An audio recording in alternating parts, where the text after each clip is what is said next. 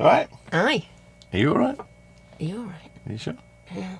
I think we're all right. I think they're all right. A bit quiet. Yeah, it's Yeah. a bit. So yes, welcome to part 2 of our epic expedition, Yes. or a bit of an expedition. I think it is a bit of an expedition. And it makes me want to get like all the massive big chunky snow things on with the big furry things, and then I'll have like a frozen beard and walking poles. Well, we've got walking poles, and you've got a coat that's got a power pack in it that warms you up. I know. Well, it's not far off then. Expedition ready. Absolutely. Anyhow, so this part of our expedition trip is going to be all about how we planned it, because a lot of people said, how do you do this, and what insurance company did you choose for that, and how do you get your pet stuff sorted, and then there's Schengen as well, which has been I've had some interesting conversations with people online about Schengen. So I'm going to talk about our interpretation using the Schengen website as my kind of guide for that, and that is the Schengen system is supposed to be that most of Europe, except for a little bits, which is where we're hoping to get out, is covered with this rule, and unfortunately I think everybody's got to stick with it. So whether you were in the EU or out of the EU, if you're granted the 90 in 180, you're supposed to be out of it. So if you're Spanish and you go to France for more than 90 days, you're supposed to go back to Spain. Yeah, but they've just not been upholding that bit, have they? So as Brits leaving the UK and going to France for more than 90 days, we were supposed to come back home to the UK. Which, like Mandy said, it's just never been enforced. So the way it works is, and this is like I say, our interpretation from the website and everything else we've looked at, is it's a 180-day period, and in half of that period, i.e. 90 days, you're allowed to be in the Schengen zone. And then you've got to scupper out for another 90 days before you can come back in again. But it is rolling, and this is your interpretation of the rolling aspect, isn't it? Yeah, because when it's rolling, it does complicate things slightly. If you're going to do it in 90-day blocks or thereabouts like we're looking to do, it is very straightforward. So you've got 90 in, 90 out, 90 in, 90 out. So then the rolling 180, when you look back from today, as long as you've not been in Schengen for more than 90 days, then you're okay going back in again. The way that it works with rolling is if you have 2 weeks here and a month there and whatever, that it does complicate things a little bit going forwards, just to keep an eye on it. Where I have a Schengen app, which is you put in the dates that you're planning on travelling, and that tells you when you can go back into the EU again after you've been out for a certain length of time. And for how long as well. And for how long. Because we're, on our first bit, we're only planning on staying in the Schengen zone for 80 days. Yep. Because we want to leave 10 days in the bank, so we've got that for whatever happens. Yeah. So looking at that app of mine, it says that after that 80 days that we've been in, that I've got another 10 days, or we've got another 10 days that we can spend along the way. But then that will push back how long we've got in the next bunch of 90 days. So it does get a little bit complicated if you want to do it in bits and bats. But as far as doing it in chunks like we're hoping to do, it should be really straightforward. The rest of it, part 2 of the trip, is going to be out of Schengen, so we can spend as long as we want out there, but it's got to be a minimum of 90 days, so that when we come back in, we've got 90 days back in the Schengen zone. So I hope that's somehow clarified between the two of us what's going on. And not to forget that the day that you leave the Schengen zone is still counted as a day. And the day that you are in the non-Schengen zone is counted as a day. Yeah. So you double up on that one day, it overlaps. Yeah. So you have to give yourself a little bit of this leeway that we're saying to make sure that you've got enough days in either way. When we're out of Schengen, it should be okay, because we're allowed 90 days in each country. And we're no way going to stay 90 days in each country. No. So we've got that, the out of EU bit we don't have to worry about the overlap, but we do by going back in again. And obviously part 3 of the trip is us coming back through Greece, Italy, Switzerland, Austria, Germany, France, Spain, Portugal, and then all the way reverse back up. All the way reverse back up. So that's why we've only got 90 days in that little bit too. Hopefully that's clarified why we've chosen the type of trip and why the trip's spread into 3 chunks, and explained a little bit about our interpretation of Schengen. Let's move on from that topic now. So the next one we're going to go through is insurances. And we touched a little bit of this on last time. And aside from travel insurance, the vehicle insurance is something that we've got with our current insurer, which is the Caravan and Motorhome Club. And that gives us 364 days of travel in the UK and Europe with a green card. And there's a green card system supported by most countries, which they'll tell you it's provided by Debit and underwritten by AXA. And I've got a full list of it, which is why we had our little dots on our map to say which countries they don't allow this green card to be used. So that's why on those countries, say for example like Albania and Turkey, we've got to buy land border insurance. As we get to that crossing, there's going to be a man in a hut that's going to sell us insurance. Yes. And it's only third party. It's quite odd and strange, but no one seems to be of the bigger UK insurers, let's say, the ones that you might trust to pay out if anything happens. No one seems to be able to offer fully comprehensive insurance in those countries, which is why we said last week that we're still a bit unsure about that. Yeah, I think because we've always been very on the ball with insurances to belt make and sure, braces. with all of that. So it does take us a little bit out of our comfort zone. But at the time, we're just going to play it by ear and see what we're thinking when we get a feel of doing a little bit, because it is brilliant. It's all still a little overwhelming of just how much stuff we have to deal with. Yeah. So maybe by the time we get there, we'll have a bit more clarity of thought to be able to deal with. Yeah. As far as Rob, who's coming with us, Archie and me, also known as Pack the Van and Go. He said he's going to just wait and see what his spidey senses tell him at the time. Yeah, so we've got to rely on Rob's spideys and see how that goes. Yeah.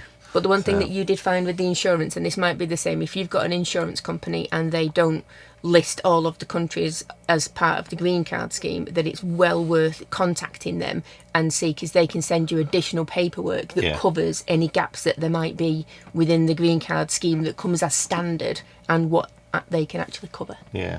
And as far as needing a physical green card, that's now been scrapped as well. So I just suggest you carry the PDF that most insurance companies now issue with, which is your certificate and the one that explains about the green card and the countries covered as well. Just carry that and you can show that to any border official that might be asking. Yeah. Obviously what we're going to do at each border is, like kind of Rob said with spidey senses, is just work out if we feel we need to go there. We've had tons of people saying you need to go to Albania, it's brilliant. As many people as have been saying you need to go to Turkey, it's brilliant, it's dead safe. Like we said in last week's video, we spoke to Chris and Marianne from Tread the Globe, and they've just said, just do it. Just get there, get the third party insurance, just do it, it's dead safe. Again, we're just going to wing that and see how we get on. We've had lots of conversations like that, though, because this is out of our usual remit, which is why it's so exciting. And we've had lots of people turning around and saying, honestly, you do not need to worry. I think one of the things that's been the most popular thing that people are telling us that we need to worry about is how cold it's going to get. Yeah, which is why Albania and Turkey are probably, I don't know, the stumbling blocks of the trip, in all fairness, because we really want to go there and the insurance bit is putting us off, because Albania is lovely and it's warm. Warmer. Warmer. And Turkey is lovely and it's warmer as well. Yeah. So those are the reasons why we want to go there, but it's just this weirdness of the I guess the gut feeling inside that we need to get at the time. Once we've gone through all the other countries, we might be really chilled about it and like, that's fine, all nice and no problem, straightforward, and we've done all the bits, and then it's just like, you know what, why not? Yeah. So, how many insurance companies did we try to try and get fully comprehensive, or at least third-party fire and theft in like Albania and Turkey? Many, more than 15, I think. Yeah.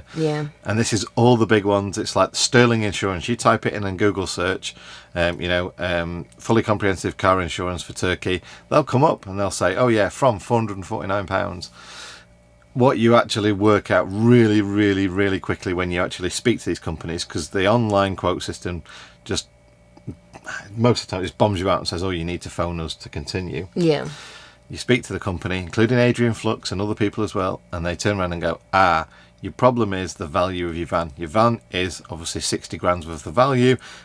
We don't provide cover in those countries for any more than 20k.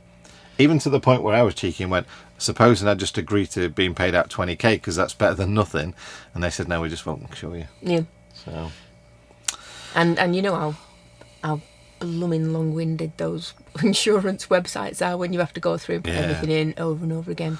I would say 2 weeks of this planning has tried to be insurance, car insurance and travel insurance related work that we've put in, and I feel a bit like I failed on that one, in all fairness, because I can't get around it. We would have found something. Yeah. I mean, even to the point of people who are contacting me and saying, yeah, I've got a £90,000 brand new motorhome I've just bought, and I've been out in Turkey for months now. No problems. You should come out. It's great. Yeah, just use insurance on the border. Don't worry about it. Yeah. And then you think, well, what happens then? Just what happens if there's an electrical fire, or someone runs into the back of us, or it's stolen? That's bye-bye £60,000 instantly gone. Done. No one's bothered, no one's insured, no one's going to pay us back. That's just lost. And that's the bit that I need to get over in my head. I need to work that one out at the time. Yeah. Anyway, let's move on from that one and let's talk about travel insurance. Travel insurance? Because that was much easier. Oh, it was much easier. And much more interesting and much more flexible than we even thought it might be. Yeah, we've got 3 options for you on this one. The first one is your standard travel insurance like we got with the RAC. We got it as part of the European breakdown, which we got for 440 quid, and that's all covered as well. It even covers Turkey and everything else. And there's no limitation on your trip. That's a year's worth of cover, and they chucked in, I think it's for about 90 quid or something like that, they chucked in travel insurance for both as well. With gadget insurance, and brilliant. Oh, it's fantastic. However, it only covers for the first 92 days or something like that. Yeah. So it'll cover us all the way up until we leave Schengen, which is probably about right anyway, because then they didn't cover some of the countries we were going to. Yeah, they did cover some, but not all. Yeah. So we then went out and started looking at other companies that would cover us to go to those countries with, decent health cover. And then maybe the type of cover there, you want to phone someone and ask for a bit of assistance if you're in the middle of Albania and someone's asking for, well, we've heard that someone entered Albania and was then asked to prove why or how they'd bought everything with receipts because, well, you just stole it, haven't you? So yeah. If we were in a situation like that, I'd prefer to have someone on the end of the phone I could phone up and say, right, how do we resolve this? Yeah, so Serbia was bad for that as well, wasn't it? Serbia? Yeah. So we came across a company called hotspotcover.com, and it was recommended by somebody that actually we follow online on Instagram, and he basically provides, how would you say it? It's like emergency assistance to people. Say, for example, what's going on in other parts of that area at the moment in Afghanistan. He's providing assistance to people out there that need to get out. Yeah. So he said, I work with this company, and they obviously provide hotspot cover. So we're thinking, whilst it isn't an entire insurance policy, it would get us past this bit of a gap we've got in the middle. Yes. So we spoke to those guys, and they were fantastic. I explained all about them, the fact that obviously not only are they there on the end of the phone if anything goes wrong, but you've got your usual things like medical insurance, you've got insurance for your personal belongings, and also, like say, if the shit hits the fan, then they'll come and get you out no matter what. They've got what you would class as fixers, I guess, in each country that you can call upon. And they offer a service where you just basically dial in on the website, go, I'm going to that country for those days, boom, and you pay for it. So, for example, we went, right, well, one of the countries, like say, we're going to struggle with maybe is Serbia. Maybe we're in Serbia for 2 weeks, so we go on the website, Serbia, 2 of us, these are the dates, boom, boom, boom, and it was €188. Yeah. And we're thinking, like, that is well worth it for our peace of mind to go somewhere that we'd like to go to, but we feel a bit uneasy about. Yeah. So that was quite an interesting one, wasn't it? Yeah, it really was. It's nice to know that there is cover for everything, and even if it is just us really overthinking and worrying about it, it's nice to know that there is a decent level of cover for you to go to places that are not on the standard tourist trails. Yeah. That it's when it's off the beaten path a little bit and it's somewhere a bit more unusual, that there is specific insurance for that kind of thing that isn't the same kind of cover as someone sat on a beach for 2 weeks. Yeah. So it's good to know because it is absolutely fit for purpose. Yeah. We came across a couple of other insurers as well. Another one that allows you to take out an insurance policy mid-trip. So that's going to be good for us as well. So that when we come back into the EU, when we come back into Greece from Turkey or Albania, wherever we are, we can then get cover even though we're already out on our trip. So I'll put the links to all the insurance companies, everything down below, and explain a bit more about them. So obviously you can get quotes from them and you can see which one might suit you in the trip and that. But it's been really good to know that as far as our personal insurance, health insurance and that we can get covered. Obviously, as far as Europe's concerned, when we get back to Europe, we've still got our e-hit cards, which will give us basic insurance. Yeah, we've got them until 2024, I think it was. Yeah, early 2024, yeah. So we only got them a few years ago and we got them renewed, so they'll last a bit longer anyway. But we're still going to get extra insurance on top, and we'll probably choose, like I say, one of these insurance companies once we're coming on our way back. Now we know it's that flexible, we'll sort it out then. Yep, absolutely. So that's why that part of the insurance was much easier than the vehicle insurance. Oh, it felt better getting that done, didn't it? We're just like so despondent after the vehicle stuff. We're like, oh, we're never going to do it. And now this time it's like, oh, no, that's actually a lot better. Now Mandy's got a spreadsheet about all sorts of other stuff, but one of the things that Mandy spent a lot of time working out is how Cooper can travel with us and how that travel's affected depending on where we go and how long we go for. So as you know, to get your pet into Europe, you have to have an animal health certificate, and it has to be done by an approved vet. So once you find that, they are anything from what I've seen online from £65 to £265 and more. We found one that's somewhere in the middle. Yeah. We're going to get his boosters done while he's in there. Yep. So overall, it was about £200. Yeah. And we're booked in just a few days before we leave out, which is another crucial point, isn't it? Yes, there's a really good Facebook group all about the animal health certificate, and people are posting PDF documents that have been put on by the Eurotunnel and other veterinary surgeons that show you the really important parts on the form and how they need to be filled in. So as soon as you get your form back, you can run through a checklist and make sure that everything is how it should be. Yeah, so the vet's done the job in the right way. You're not going to get stumbling block when you get to France. Yeah, or it's still in the UK. They won't let you on the train. Yeah. So, and it has been heard of before, so it's definitely worthwhile checking and making sure that that document is spot on. Of course, that only lasts for 4 months, and you've got to get a new one of those every time you leave to enter the EU. So, be it from Albania back in, the UK out in the first instance, that you have to have an animal health certificate, which is why we've booked into a vet in France when we get to France to get Coopy a French passport. So at that point, they've agreed that they will transfer the information from his English passport into a French passport for a consultation fee, and then I think it was about €35 for the passport itself. And that's a European pet passport as well, so it's going to give us all of Europe. Yep, so we can get in and out of the EU and the Schengen zone, and I don't think it matters for Schengen for the dogs, but in and out of the EU with that passport for as many times as we like, as long as that passport is valid and his rabies is valid, which is 3 years. The one bad point about that means that we have to go back to France to get his booster done every year. No. I don't know how I'm going to cope with that, but I think I will. Yeah. So once that's done, it's fine. The other thing is to get Coopy into Turkey. From what I found online so far, that the Turkish government only accept a 1-year booster rabies jab, and they want to have the titer test as well, which is the blood test confirming that he's got rabies antibodies in his bloodstream. So they want both of those. Excuse me. And as it turns out, Coopy's had a 3-year jab because that's what they do over here. So when we get the pet passport done in France, I'm going to see if we can have a 1-year booster because his rabies jab runs out next year. Yeah. So we can have a 1-year booster then, and then after that 1 year, they will then administer a 3-year. So we just have to go back next year to do it all again. Not complicated at all in the slightest. So that should be the biggest stumbling blocks as far as paperwork for Coop. I mean, we've gone onto the ferries to try and find out how or where Coopy would be in the ferries. I think the longest ferry journey is the one from Greece to Italy, and they do this thing called camping on board, where you drive your van on and you're on deck and you stay in your van for the duration of the journey, which I think is about 32 hours or something like that.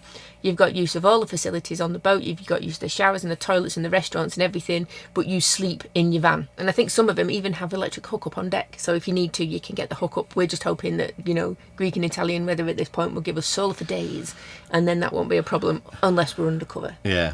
Then there is that, but we don't know as far as that. As far as the next longest journey, that's the one going from Stockholm to Turku in Finland, and that one is about 11 and a half hours. They've got pet-friendly cabins. You can upgrade and have ones with windows, or you can just have the ones that are inside. You're responsible for your dog.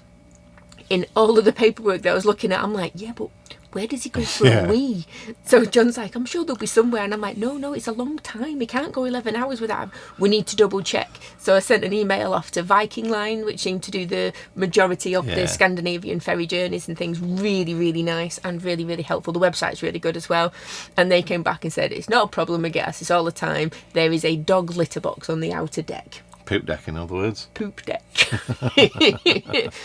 So that's the level of planning, and I'm having to back away now because I think that definitely goes into I know it's important, but I think that might go into the realms of over planning. Yeah, over planning as far as that bit, but obviously the rest of it we're still not planning away. Yeah. We're just wait until we get there and stuff like that. Yeah, but we do know that the major check-in was how far in advance that we're going to need to book these ferries. Yep. As of right now, I can book a ferry on any of the 3 journeys that we're going to need to do in 2 days' time. So hopefully that's going to stay the same. Yeah. Obviously, we'll keep an eye on and see what's going on, because we don't know really how long we're going to be in each of the places and when. But as soon as we do, we will get those ferries booked. Yep. So that's pet stuff and ferry stuff sorted out. Obviously data was the other one. We work online, upload videos, so we need to have data. Whilst we've got the sat phone as a backup for that kind of stuff, for the rest of it we do need to make sure. So we're just going to buy local SIM cards in the countries where we don't get the cover from our current provider, which is EE. And we've got a list of those as well. And that, again, is marked on our map. We have stickers! Yeah. Good old-fashioned way. Yeah. So yes, for example, where was it they did the A1 sim? Was that Albania or something like that? Albania or Montenegro. Yeah, somewhere like that. They do an A1 sim, and it was something like €20, unlimited use, unlimited data for 7 days, and that's basically what we're going to go for. We're planning quite an extensive route, so we don't really plan on being in one country for more than maybe a month. And maybe not even as much as a week in some of them. Like Montenegro, you can drive around in a day, probably, if you wanted to. Yeah. But you can certainly cover it in a week. So that's why we're thinking little things like that are going to cover us. So that's how we're going to manage our data. And what we'll do is I'll update you in each video to say what data package we chose and how much it was, so that from that point on, everyone has an idea of which is the best one, or which one worked for us, at least, anyway. Yeah, and of course how easy we found it and how easy it was to actually locate somewhere to buy them from, to activating them and all that kind of thing. Yeah. And the last one really is currency. And again, Mrs. Spreadsheet here. Ooh. Go on, she's going to tell us now how many currencies are on our trip. 11 different currencies. And some of those you might be able to use in the adjacent country, maybe not. Some of those will accept euros as well, but maybe not. Yeah. So what we're really going to do is, before we set off, we're going to get a nominal amount, something like £30 worth of the local currency in those 11 countries. So we know when we get there, we've at least got 30 quid's worth or something like that. Maybe that'll change, maybe it'll be 50 quid, I don't know, because what we're trying to work out is these little guys in the box at the side of the road, like Albania and Turkey, and they're going to sell you the third-party insurance for your van.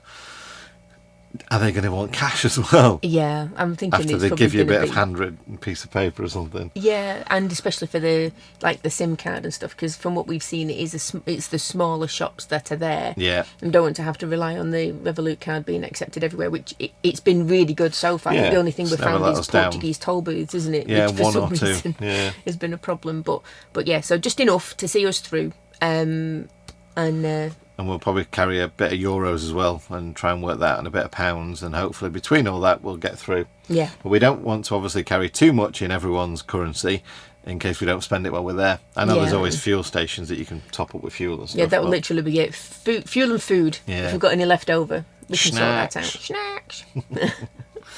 So that really covers money. Like Mandy said, we use the Revolut card. We explained that in our last video. If you want to learn more about the Revolut card, we'll put a link down below as well. But we found it's great. It is basically like a currency card that doesn't charge for transactions or exchanges of one currency to another whilst you're out on a trip. Yep, and you do get a really, really good exchange rate in Yeah. the country that you're in. It's almost the best one that we've been able to find Yeah. that they offer on there. And also, it's instantaneous. So you'll have a pot of pounds in there, and then you'll just go, right, okay, I would like to have, let me pick one, Hungarian forint. And you just go and exchange however much you want to do for that. So you can do that if at the end when you leave Hungary that you've got money left over, you then put that back into your normal pounds pot, account or put it into the next into currency, whichever one. So you can transfer it around, and it is instant. And that, I think, is the one thing I like most about it. It's so flexible. It's brilliant. And the last topic you're all going to be asking about is Rona and how we're going to deal with Rona on our trip. From leaving the UK to entering Europe, Europe's going to have a new flat system, so it's not going to be country by country, and their flat system is they're allowing UK citizens in, like us, that have been double jabbed, so we just need to provide proof of that, which we're going to have in paperwork and on our app as well. I'm going to cover paperwork and everything in the next video, which is all about the technical stuff that we're taking with us and the gadgets and that, and one of them is a mobile printer. Yeah.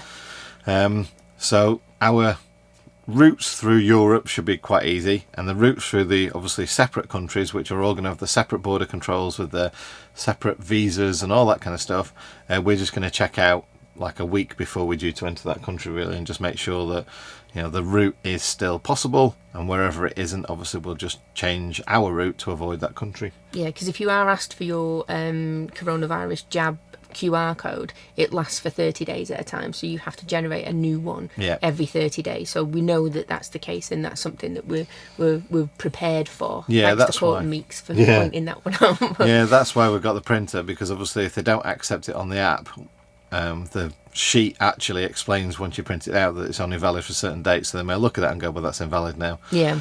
So at each point we need to present a new one, we'll just Print fire one up off the at the printer, time. Yeah. print it off. So hopefully that's explained everything. If you've got any more questions or comments about all of our planning and insurances and all that kind of stuff, then obviously please do comment down below. Yes. And if you've got anything like a company you found, someone mentioned there was a German company, but sadly when I rang them they don't insure UK vehicles. But if you know of a company that does offer, even if it's just third-party fire and theft vehicle insurance for trips into countries like Albania and Turkey, then obviously let everyone know, including us, in the comment section down below. Yep, and obviously if any recommendations, if ever they come to fruition and prove to be really, really helpful, we'll make sure that everybody knows. Yeah. Because I think that this is we found a struggle finding this information in other people's videos or online in general. It just seems to be a little bit of a minefield. So we just think that a little bit of true to life experience, which is why we've been speaking to Chris and Marianne, because they've done it all and are doing it all. So it's nice to hear from people that have actually been there and done that. So hopefully we can help out a little bit to spread the knowledge. Yeah, because one thing obviously in our last video, and you can do it now as well, we've got a travel map on our website, and we ask people to obviously put your pins in the places we should go to, and what we're finding is everyone's suggesting everywhere in like Sweden and Finland and Europe and everything, but in places like Albania, Montenegro and that, there's not a lot. So I'm guessing not a lot of you have been there. Is there a reason behind that? If it is it the same as ours about fear of insurance and safety and things like that? Or is it just the complexity of going to a country like that and visas and things? So obviously all this kind of stuff we'll find out and report back once we're actually there. Yes. But our intention is to just go on a bit of an epic adventure stroke expedition and report back what we find. Oh, okie oh, okie. That's Mandy's Schengen shuffle. You're in, you're out. You shake it all about. And on that note, I reckon we're done. I do At least too. Mandy is as well. More than done. Oh yeah. Yeah. Right then. So thanks catch for you watching, guys. Yeah, catch you on the next video. The next video is going to be all about the tech and everything we take in, gadgets and stuff like that we're going to need for our trip, but also hardware stuff for the van, things like winches and track mats and stuff like that. Yeah. So Right, Yeah. right, we'll see you later. See you later, guys. Bye.